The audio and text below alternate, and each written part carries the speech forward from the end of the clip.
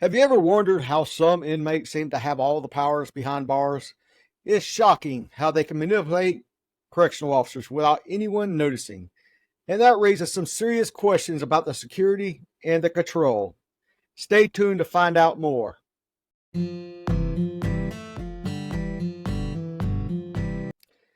How inmates manipulate staff and correctional officers. I have seen inmates manipulate staff and other correctional officers. I've seen staff with tremendous potential to fall victim to an inmate's con game. Inmate has a process they use to manipulate staff to get them to do what they want. It's similar everywhere. Author Bud Allen and Donna Basta refers this to downing a duck. The duck refers to a staff member who are easily manipulated or fooled.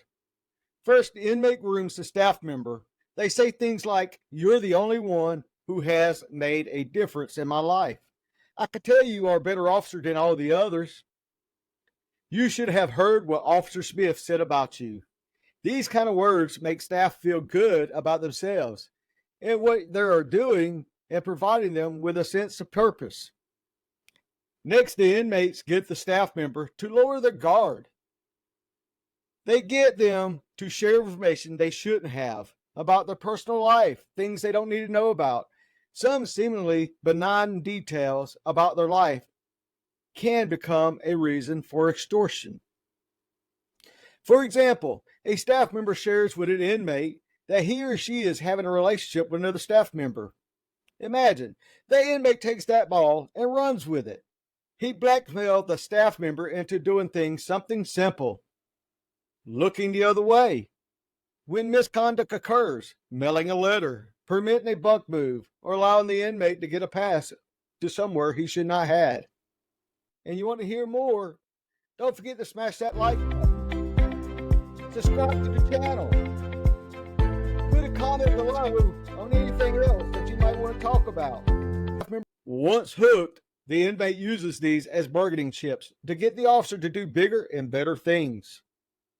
Like bringing in a cell phone, drugs, getting involved in sexual relationships. Helps get the staff member to overly identify with the inmates and under-identify with his professional peers.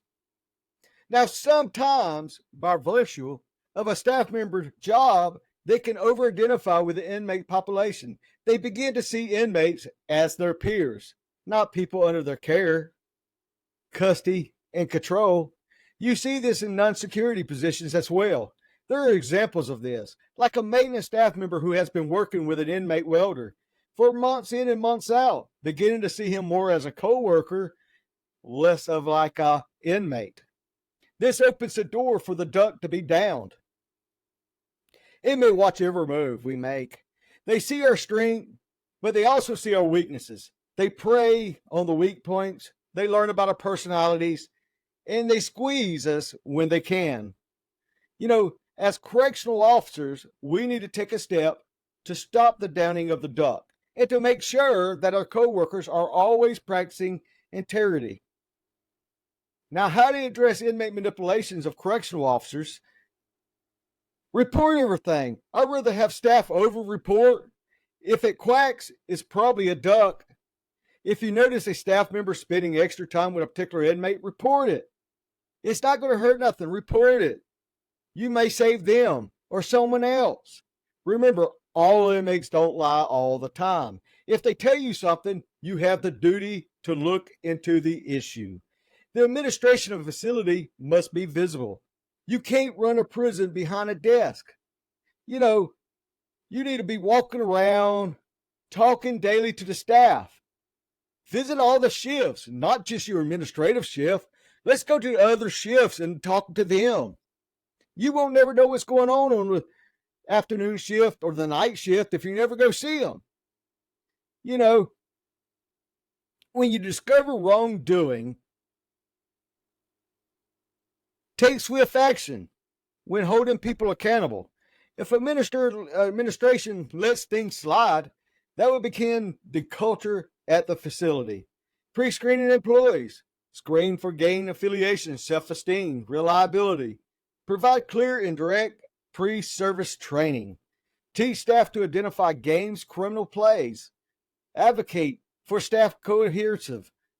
We want to prevent staff from over identifying with the inmate and make sure they see their peers as important.